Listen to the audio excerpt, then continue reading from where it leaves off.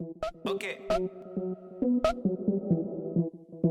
Faut qu'on revoie les bases. Je vais faire une vidéo simple où je vais dire des trucs simples. Simple, basique. Ok. Simple, basique. Ok. Bonjour à tous, bienvenue dans cette nouvelle capsule qui aura pour thème des atomes aux entités les plus stables. C'est la partie 2.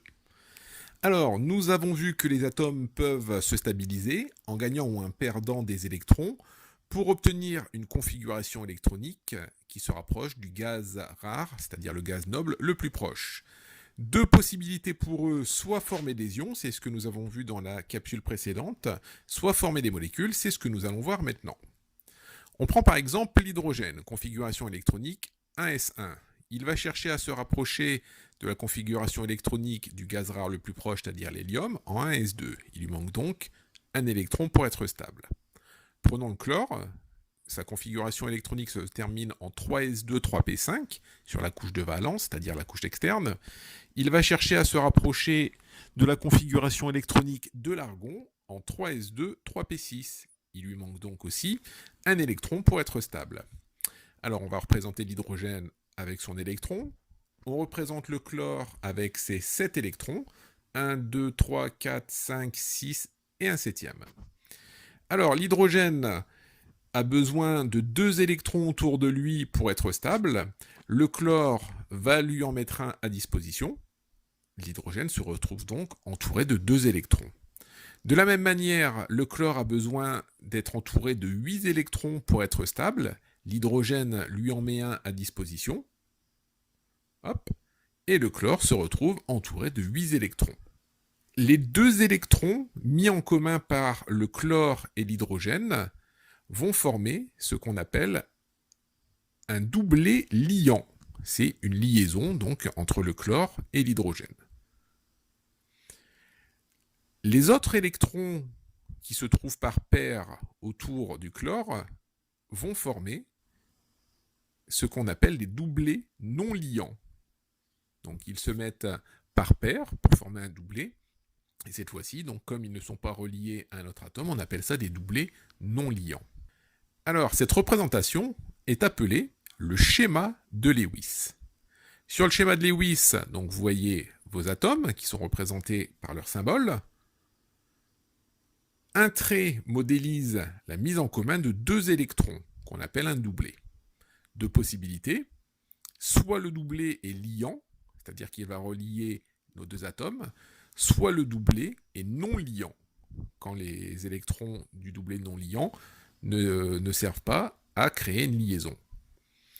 Alors, si on prend la représentation qu'on avait déjà aperçue au collège, c'est-à-dire le modèle moléculaire, on voit, regardez juste ici, qu'avec la couleur, on voit bien que l'hydrogène et le chlore vont bien mettre un électron en commun pour former cette liaison. Alors, on va prendre un autre exemple. L'hydrogène, toujours en 1s1, qui cherche à se rapprocher de la configuration 1s2. Il lui manque donc un électron pour être stable. Et l'oxygène, qui est en 2s2, 2p4, qui va chercher à se rapprocher de la configuration du néon en 2s2, 2p6. Il lui manque donc cette fois-ci 2 électrons pour être stable. Alors, on représente l'hydrogène avec son électron. On va en représenter tout de suite un deuxième. Et l'oxygène avec ses 6 électrons. 1, 2, 3, 4, 5 et 6. Alors, l'hydrogène va chercher à être entouré de 2 électrons. Il va donc prendre un électron qui est mis à sa disposition par l'oxygène. Pareil pour l'autre. Il se retrouve donc entouré de 2 électrons. L'oxygène, de son côté, cherche à être entouré de 8 électrons.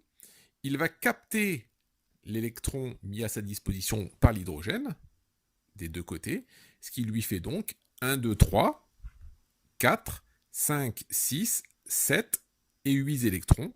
Il est donc bien stable. Et entouré donc de 8 électrons. Si on fait la représentation de Lewis, le schéma de Lewis, on obtient ceci. Alors, le schéma de Lewis de la molécule d'eau, c'est celui qu'on vient de voir, avec ses doublets liants. On voit bien donc les doublés liants sur le modèle moléculaire, avec l'électron mis en commun par chacun des deux atomes, soit l'oxygène, soit l'hydrogène, et les doublés non liants. Alors, pour résumer, pour obtenir une configuration électronique la plus stable possible, c'est-à-dire celle des gaz rares, les atomes vont mettre en commun des paires d'électrons et former ce qu'on appelle des liaisons de valence. Donc la liaison de valence, c'est la liaison entre les deux atomes, qu'on appelle aussi des doublés liants. Les électrons de la couche de valence qui ne sont pas engagés dans une liaison se rassemblent aussi par paires pour former ce qu'on appelle les doublés non liants. Et enfin, pour terminer, dans le schéma de Lewis d'une molécule, tous les doublés vont être représentés par des tirets. Voilà, c'est terminé pour aujourd'hui. Je vous dis à bientôt pour une nouvelle vidéo. Basique, simple, simple, basique, basique, simple.